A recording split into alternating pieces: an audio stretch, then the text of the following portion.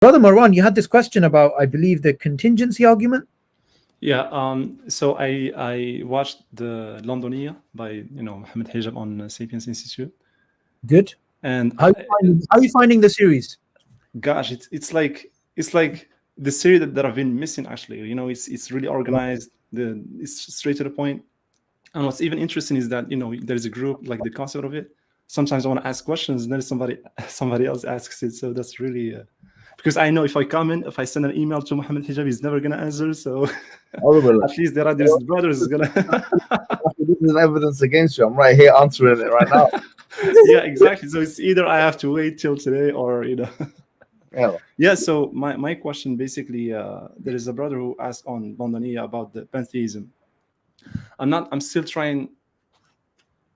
struggling to refute pantheism, like with the contingency argument, because what you said basically is that, well, pantheism is that it's either the universe is eternal, right, or there are multiverse, right?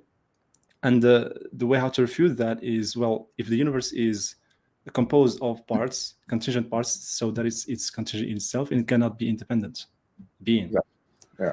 But like when you say, like, there are two things. When you say it's composed of parts, like, what do you mean by that? What do you mean by part? And even if it's composed of parts, like, what would be the issue if those parts are like interdependent, right?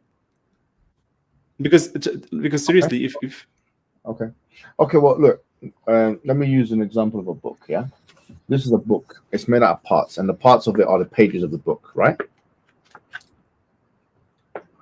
Correct. Yeah. Right. So these are the pages of the book. I don't know what book this is anyway. It looks Jewish Historical Society of England. What's this? Bro, this looks like a very old book. Oh my God, what the hell is this now? Oh my God, look at that caricature. Very interesting. Go back to the date. I'm actually sorry, you're getting distracted by this book. Yeah. Look at the how old this is. I think it's one of 1960. Anyway, interesting. This is a book, right? And this is the whole of the book, correct? Yeah. And it's made out of parts, correct? Now, if I take a part out, if I take all the parts out of this book, if I take all parts out of this book, does it remain as a book?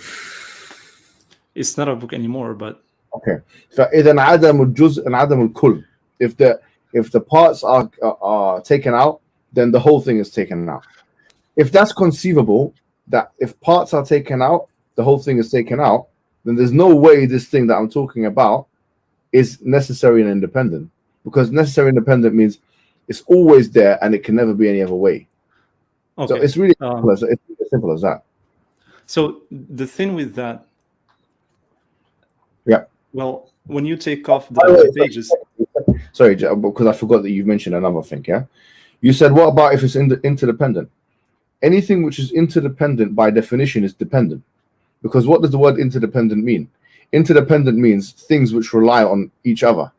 So if in order for this book to exist, there's a interdependence, or each page relies upon the existence of other pages in this book in order to exist, then what we're saying is that this thing is dependent, because everything interdependent is by definition dependent. What is dependence? Something which relies upon something else for its existence. What is interdependence? Something which relies on something else in order to exist. So in many ways, what you're saying is, if we admit that it's dependent, then khalas, it cannot be dependent and necessary at the same time. So just to the first point you said, if you take off the pages, it's not a book anymore. So it's for that reason it's contingent. Yeah. Well, if you take off the pages, then it's just the way how we perceive a book, that like this bottle. If I break the bottle, like when you say al-adam, it's not in like the atoms of this bottle. They're still there. They still exist in the universe. There is no such a thing as adam. Like for the book, for example, like if you take off the pages, is that those atoms that constitute the pages always going to be there? So here's what I'm saying. How do we describe the kull here? How do we describe the whole of this book? How is this book how do we describe the whole of this book? That it has many pages, like. Yeah, so we describe it through its parts, right? Yeah. Now, if I say, well, I've just disassembled all its parts, and or there's maybe 300-400 pages, and I've scattered them around, they still exist, but they exist in a different form. Now, what I'm saying is the fact that I can rearrange them like this. You see, there's 208 pages of this book, yeah? Mm-hmm. 232 pages. If I take the 232 pages and make page 1, page 232, and page 232, make it like monarchis, the opposite. Instead of 1, 2, 3, 4, 5, it's 232, 231, etc., etc. I've rearranged it. The fact that now I can rearrange this book means that there's nothing necessary about the arrangement and the form of this book. There's nothing necessary about it at all. So it's just the meaning of book that changes, but what constitutes the book itself doesn't really change because it's still going to be there, no? Like, for example, in the book as it is, the way in which the book is now from 1 to 232, the way in which the book is like that, the form, the surah, the shakl, the haykel, whatever you want to use, what word you want to use, the form of the book as it is now can be rearranged. Now, let me give you an example, because I feel like the issue here is we don't know the difference between contingency and necessity. Necessity, 2 + 2 = 4. 2 + 2 = 4. Is there any way you can 2 + 2 = 4 can be arranged in any other way? Can it be arranged in any other way? Can 2 + 2 equal anything other than 4? No, obviously. No. Which means it's necessary. So it's impossible to rearrange 2 + 2 to equal anything other than 4. It's eternally that way. It's necessarily that way, and it will continue being that way. It cannot be any other way. Now, this is not the same with the arrangement of the parts of this book. The arrangement of the parts of this book can be other ways. This book itself can be another way. Instead of this color, which I would describe as beige, yeah, I don't know, I'm maybe colorblind, but it could have been blue. I can actually paint it right now. I can make it blue. I can, if do you want me to do? It looks like a historic book. I don't want to ruin it. But I can change this book. There's nothing necessary about this book. Now you might say, well, if we define necessity as something susceptibility to destructibility and generation, yeah, exactly, yeah. Then in the closed system of the universe, energy cannot be destroyed, cannot be destroyed, and therefore the atoms will take another form. I'm saying I'm not defining contingency in only that way. I'm defining contingency in 3 ways. Number 1, something that can be any other way. Number 1, yeah. Number 2, something susceptibility to destruction and generation destruction, yeah. And number 3, something which relies on something else for its existence. Now, even if you argue that, well, it cannot be really destroyed because its atoms will take another form, I'm saying it's still not necessary because it can be arranged in another way. The parts of this whole can be arranged in a way which is currently not arranged. It can be a way in which is currently not is. So, which means that it meets the criterion of contingency because it can be another way. You get it? And yeah, I see what she's saying. Yeah. What would you say to like deterministic perspective on this? Like, why do you assume that it could be any other way? Like, maybe it's just the way how it is for like infinitely in the past. Like, No, you are now confusing eternality. You're confusing eternality and necessity. Okay, it's conceivable that something can be eternal but not necessary.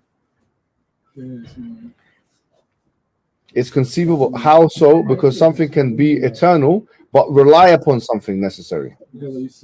And that's why the ulama of Islam, they differentiated between what is referred to as wajibun li nafsihi and wajibun li ghayri, which is necessary for its own sake and necessary or in and of itself and necessary because of something else. So, for example, if I were to say you have a sun, which is let's say the sun is necessary. The sun, yani, the shams, yeah? And then these rays are contingent and they are dependent on the sun. So the fact that the rays exist and that they're contingent on the sun doesn't mean that and they're both eternal. The fact that the rays exist and that they're contingent on the sun, it doesn't mean that the rays are necessary. It's just because they're eternal, because they're dependent upon something which is necessary, which in this case is the sun, or eternal. You get I it? think was it Ibn Sina who said who said like the universe could be eternal with God? Yeah, Was that's it, that's belief. Yeah, that's his belief. so what was the refutation to that? Like that the universe has a beginning, basically. Yeah, it's Islamic refutation. It's clearly against the Quran and Sunnah. Okay, yeah, against the free will of Allah. Yeah, yeah. Yeah, Al-Ghazali had this kind of refutations, if you want to. Yeah. So what about the attributes of God? You also said like affirm all the attributes of God through these kind of argumentations. That's why there's a point where you need like the rahmah of Allah and the fact that He's Afu and Ghafoor and Rahim and all that stuff. That needs to be affirmed through revelation. but are they necessary or contingent? Yeah. All attributes of Allah are necessary. So would that mean that, because you spoke about sifat dhatiya and sifat, there's a sifat dhatiya irada and sifat fi'liya, right? So like if something changes, because he said, for example, وَقَدْ حَرَمْتُ الظُّلْمَ عَلَى نَفْسِي, something like that. I don't remember, like, right? So would that mean that if sifat fi'liya was different, like sifat dhatiya was still the same, so he's still going to be God, right? So would that mean that? So you said there are sifat dhatiya, the irada, or sifat fi'liya. Yeah, and the irada of Allah and the fi'liya, yeah. If the fi'liya changes, sifat dhatiya won't change, so he's still going to be God, even the fi'liya changes. Would that mean that the fi'liya is contingent, not necessary? Because he's still going to be God either way. That's not going to change anything for him. No, it's being controlled by the irada. That's all it means. It's not dependent. We don't use the word dependent. It's being controlled by the will of God. So the verbal attributes of God are controlled by the will of God. If Allah wants to speak, if Allah wants to speak, He wills that and He does that. So they're contingent upon His will. We don't need to use the word contingent. They're controlled by His will. Okay. Yeah. So when you speak with atheists, for example, and because when you speak, like the existence of the universe could be explained with three options. It's either it's created itself, or it's eternal, or it has been created by someone. Like I think created by itself, it's eternal. Eternal does not disturb the God thesis. Even if the universe was eternal, it doesn't mean it was infinite. Like is that what Ibn Sina argued? Yeah, he believed that it was eternal. So did Aristotle. What I'm saying is, believing that the universe is eternal is not a threat to Allah. It's not an option. Because you said in Londonia, you said that if they accept that even these contingent existence that it's part of the universe, if they accept that the whole thing is independent, that they're closer to theism than atheism. So instead of proving that instead of trying to refute pantheism, we can just no, because can be refuted. No, I mean, instead of trying to argue that there is an independent being outside of the universe, we can just accept their pantheism and go from there, right? And then speak probably about consciousness, free will, determinism, and all of those aspects to prove the other attributes of God. That's what you're saying. If they have a misnomer, like what would be better to dismiss to argue against pantheism through composition, which I think will be successful, or to go straight to Quran. Both are legit. Okay. Whatever you go with. So if they don't really accept the composition argument, then we can go with Quran and just prove other attributes and prove that there is actually God. Exactly. It's not like set in stone, so you can decide to go through the Quran after you've done. Makes sense.